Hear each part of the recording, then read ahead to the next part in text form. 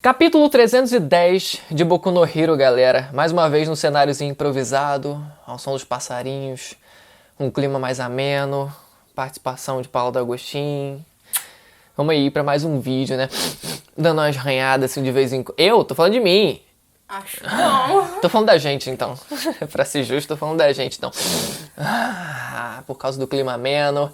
Vamos lá, galera. Falar do capítulo 310 de Boku no Hero, que nunca decepciona. Um capítulo mais simples dessa vez, mas tem umas coisas bacanas pra gente comentar. Sempre tem umas coisas bacanas pra gente comentar. Primeira coisa, já sem perder tempo aqui, essa primeira página, que é sempre um negócio engraçado quando a gente vê, né? Uma noite fria e chuvosa, e a gente vê essa scan completamente escura que complementa justamente o cenário do capítulo, né? Uma noite escura e a gente vê esse breu escuro, essa scan completamente preta, que a gente fica, peraí, é a noite escura ou é a scan que tá preta? E a gente vê no começo desse capítulo um grupo de civis que eles começam a hostilizar uma mulher pela sua aparência. E aqui a gente tem uma situação peculiar, né? A gente vê primeiro a situação onde os civis eles estão, né, usando alguns aparatos, né, como armas, algumas ferramentas como armas, e eles hostilizando essa mulher que tem uma individualidade que altera a composição física dela, né? São os classificados como mutantes. Algo que eu já venho comentando há um tempo, de vez em quando eu aproveito para comentar sobre isso, é que em Boku no Hero existe tangencialmente na história a discussão sobre o preconceito sobre pessoas que têm individualidades que alteram a composição física, que é o caso dessa personagem que a gente vê nesse capítulo, né? Chegou ao extremo em determinada época que passou a existir também um culto, uma seita fanática que ia contra esse tipo de pessoas que tinham essa individualidade, e a gente viu um pouco disso, né, capítulos atrás, vários capítulos atrás, quando a Liga dos Vilões ela interage com esse grupo de fanáticos, né, que mais parecia a Ku Klux Klan do que outra coisa. Mas isso era algo mais do passado do que do presente, né, porque as individualidades elas passaram a ser tão comuns no mundo de Boku no Hero que esse preconceito ele acabou ficando um pouco mais amenizado, né? Você vê até nos diálogos dos personagens que o que é considerado normal hoje em dia é você possuir individualidade. Quando a gente vê um contexto onde é tratado como normal, né, como o mundo normal de hoje em dia, é na verdade um mundo com individualidade, né? O anormal, o que não é comum em Boku no Hero, é você não ter individualidades. Então essa discussão sobre preconceito, enfim, sobre quem tem individualidade ou não, ou quem tem individualidades desse tipo, acabou ficando meio que quase que esquecida. Tanto que o contexto que essa seita é introduzida também é falado sobre essa seita ser algo do passado, sabe? Ser algo retrógrado. Basicamente algo que já não faz mais tanto sentido assim no universo de Boku no Hero, por principalmente ser algo do cotidiano das pessoas. O Grand Orca é um exemplo, né? Você vê o Gang Orca, por exemplo. Esse é um personagem que... O próprio Tokoyami, por exemplo, eles seriam personagens que a gente para pra pensar e porra, esse cara ali, com certeza ele seria zoado.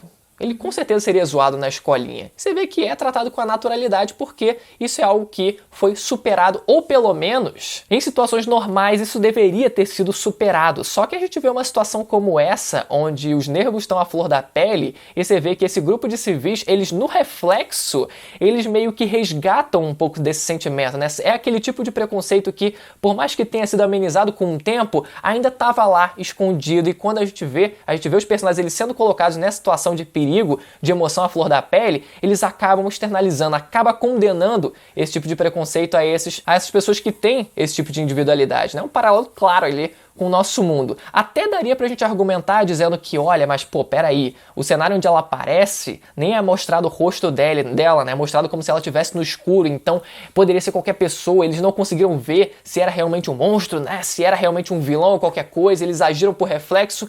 Até poderia usar esse argumento, só que logo depois o rosto dela é iluminado, né? Você vê, eles conseguem ver logo depois o rosto da personagem e ela acusa, dizendo, não, eu não sou um monstro, eu não sou um vilão, eu só tô aqui passando e tal, não sei o que, ela chorando também no meio daquilo, tomando também toda assustada, então você vê que eles poderiam ter pensado duas vezes ali, né? É uma situação bem peculiar que você vê que, cara, é uma situação difícil e você julgar, mas ainda assim, no fundo tem um pouquinho de preconceito sim, né? É um resgate disso. E depois o Midoriya, ele aparece pra salvar essa personagem, tem uma cena bonitinha, né, dele oferecendo guarda-chuva pra ela, e ele pequenininho, só que ele usando a habilidade dele de flutuação pra conseguir usar o guarda-chuva pra ela, né? Pra ela conseguir usar o guarda-chuva.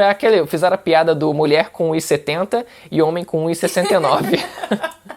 que adoram fazer. Mas eu acho que essa é uma personagem que tem uma possibilidade de ela ainda aparecer mais na frente, né? É aquele clássico exemplo de alguém que foi salvo por um herói, alguém que teoricamente seria um personagem random que foi salvo por um herói importante e depois lá na frente vai fazer alguma coisa inspirada nesse herói, sabe? Eu acho que pode ser o caso dessa personagem ainda. Ou talvez ela só comente a respeito dele no futuro. Né? O Midoriya, ele me salvou na época X. O Deku, ele me salvou na época X. Ela vai dar uma entrevista, né, pra televisão. Igual o Piazão lá do Endeavor. Ele também vai... esse molequinho também, ele vai virar um Natsu anos depois. E outro detalhe bonitinho foi o Midoriya ele dizendo pro All Might ele levar ela, né, até o abrigo. E o All Might ele dando a marmitinha pra ele, olha só, cuidando realmente. Cara, foi um detalhe que, porra, é importante.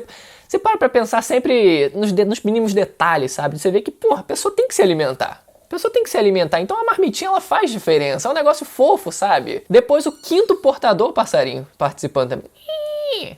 Será que ele vai... Olha ele de novo aí, não sei se vai aparecer no áudio, acho que vai sim.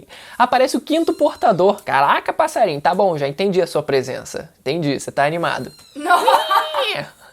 Foda-se, vai aparecer o passarinho. O quinto portador, ele aparece e ele fala sobre o tempo onde a presença dos vigilantes era muito mais frequente, né? Era algo muito mais frequente e que o Endeavor e o Aizawa, numa situação, é legal ele colocar, né? Esses dois como os principais ali, né? Os principais heróis que podem fazer alguma coisa. O Aizawa não pela habilidade física dele, mas obviamente pela habilidade, pela própria individualidade dele de conseguir apagar temporariamente a habilidade dos outros. E o Endeavor sendo o herói número 1 ainda, né? Você vê que eles não poderiam fazer alguma coisa contra o Shigaraki na situação onde ele se encontra, né? Já que o Shigaraki ele tem as habilidades do All for One. E me lembrou muito Narutinho agora que eu tô assistindo o arco do Pain, né? Você vê que, pelo menos quem viu, né? Acredito que muita gente viu. Muita da responsabilidade naquele arco foi colocada justamente em cima do Midoriya, e é isso que o quinto portador ele faz, né? Porque ele menciona o Endeavor e o Aizawa como sendo pessoas que não conseguiriam lidar com o Shigaraki, e ele depositando as esperanças dele justamente no moleque, justamente no Midoriya, em conseguir fazer alguma coisa, colocando as esperanças nesse moleque. E isso ficou muito claro também, né?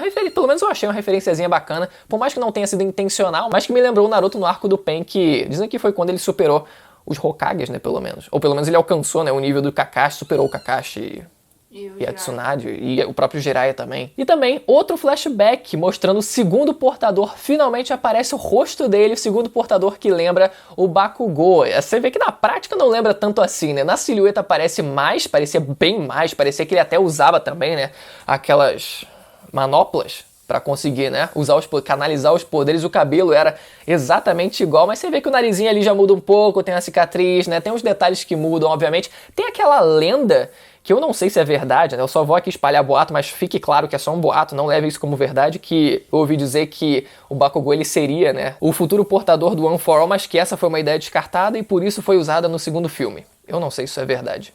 Me confirmem, por favor. E por isso talvez tenha sido uma piada do Correio ele ter colocado um antigo portador do One for All que tivesse uma silhueta muito parecida com a do Bakugou. Mas muito bonitão o segundo portador, e ele argumenta dizendo que não acredita no Midoriya pelo fato dele querer salvar o Shigaraki, ele ter essa intenção de tentar pelo menos salvar o Shigaraki. Então a gente começa a entender um pouco mais do porquê o segundo portador ele não acreditava no Midoriya, só que veio o primeiro portador dizendo que se o segundo portador ele não tivesse acreditado, não tivesse estendido a mão para o próprio primeiro portador, que era justamente o irmão mais novo do arqui-inimigo deles na época também, nada disso teria sido possível. O One for All ele não teria existido. Claro que as circunstâncias elas não são necessariamente iguais. Primeiro a gente vê o irmão mais novo do All for One, nesse caso a gente vê aqui o pupilo do All for One, né, querendo salvar o pupilo do All for One. São situações diferentes, mas que dá pra ainda fazer uma comparação. Acho que a comparação ainda assim é válida, porque seria claramente possível uma situação onde o segundo portador ele não estendesse a mão pro primeiro portador, ele simplesmente visse o irmão mais novo do All for One e ele pensasse assim, cara, eu vou matar esse maluco porque é família, sabe? É família, então deve ser a mesma coisa, né? Deve ser farinha do mesmo saco. Só que não, mesmo sem conhecer o primeiro portador, ele foi lá e estendeu a mão pra ele, viu que ele estava preso numa cela e viu, cara, esse cara ele realmente precisa de ajuda, mesmo que ele seja, mesmo que na época ele soubesse que fosse mesmo o irmão mais novo dele. E outro detalhe também é que a gente vê quando o segundo portador ele salva a vida do primeiro daquela cela, que o terceiro portador, ele também tá junto. É quase como Hashirama e Tobirama, eles viviam na mesma época. Os dois eram Hokages, mas eles viviam na mesma época, né? E a gente vê que o terceiro portador, ele também tá junto e ele participa muito pouco dessa conversa toda, né? Uma conversa muito mais entre o primeiro e o segundo portador, sendo que o terceiro, ele também estava lá presente e naturalmente por ele ter vivido a mesma situação que o segundo portador, ele também dividia a opinião dele, né? Então é por isso que esses dois, eles estavam virados para a parede.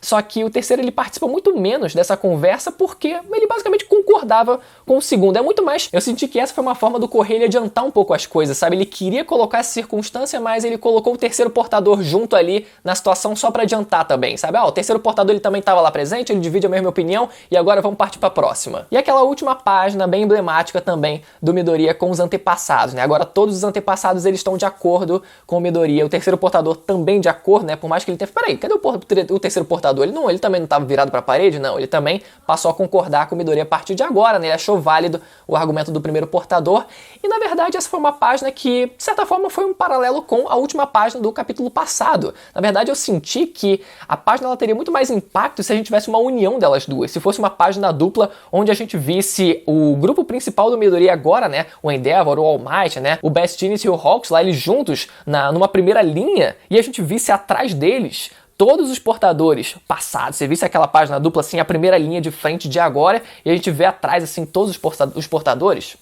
Eu ia achar uma página muito foda. Ia ser foda. Porque eu senti que perdeu um pouco o impacto essa, porque acabou tendo a página do capítulo passado, que foi basicamente a mesma coisa. Mas enfim, fica a minha sugestão é pro Correio na próxima, né? Se ele quiser me contratar ele como consultor, eu dou as ideias. O autor, ele segue se ele quer. Mas galera, de qualquer forma foi um capítulo bacana, foi um capítulo um pouco mais ameno, mas ainda assim, muita coisa pra gente, sempre tem muita coisa pra gente discutir aqui, é sempre bem legal conversar com vocês sobre Boku no Hero. E lembrando, se você ainda não for inscrito, aproveita pra se inscrever e também ativar o sininho pra não perder a notificação dos vídeos que saem toda semana do mangá de Boku no Hero, beleza galera? Até a próxima, tchau!